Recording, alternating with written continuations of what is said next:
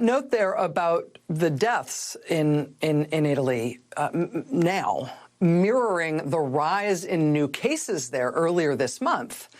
That's really the whole ballgame. Like, if there's a relationship between two numbers or two things or two trends that you have to understand in order to know why all the epidemiologists and public health people are so freaked out right now, as well as the political leaders who get it, it's the difference between those two numbers. The new cases followed 3 weeks later by the intensive care demand. Mark Lipsitch explained today in a piece for Stat about what our options are as a country. Mark Lipsitch is the epidemiologist who runs the Center for Communicable Disease Dynamics at Harvard University.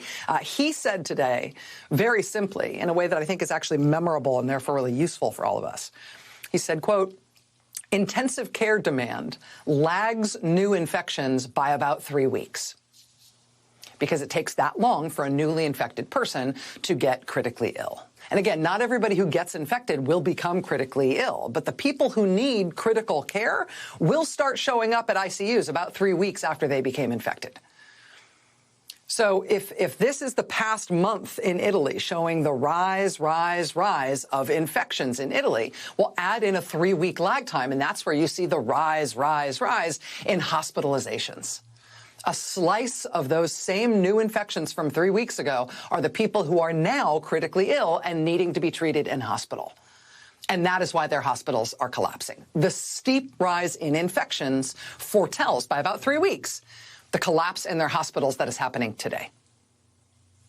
That region's governor, again, saying that we will no longer be able to treat people in hospitals. That is the terrible news from Italy.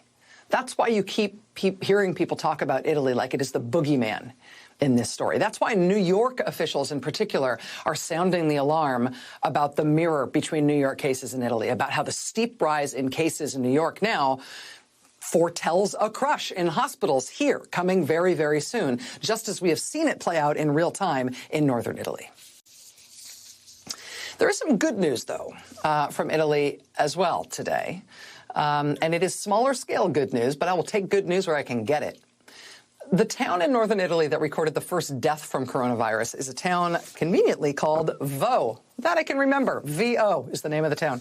It's in the Veneto region. Forgive me, I don't speak Italian. My pronunciation is terrible. But there are about 3,300 people in that town of Vo where they had the first deaths. And they did a study with a local university, and they decided that what they were going to do in that town is that they were going to test every single resident of the town. 3,300 people, they tested everybody. They got 90 positive tests, including at least a half dozen people who were completely asymptomatic and would never have been otherwise identified had they not done this experiment in which they tested everyone regardless of symptoms. But they tested everybody. Everybody who tested positive, they isolated them. Then after the period of isolation, they tested the whole town again. Anybody newly positive, again, isolated.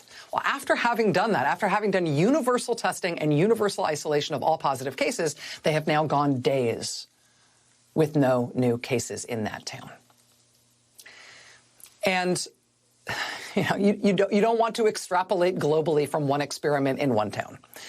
But as a matter of principle, mass testing does find asymptomatic people who are positive and therefore still infectious. And once you've identified positive people, isolation can work to stop people who are positive from giving it to anyone else.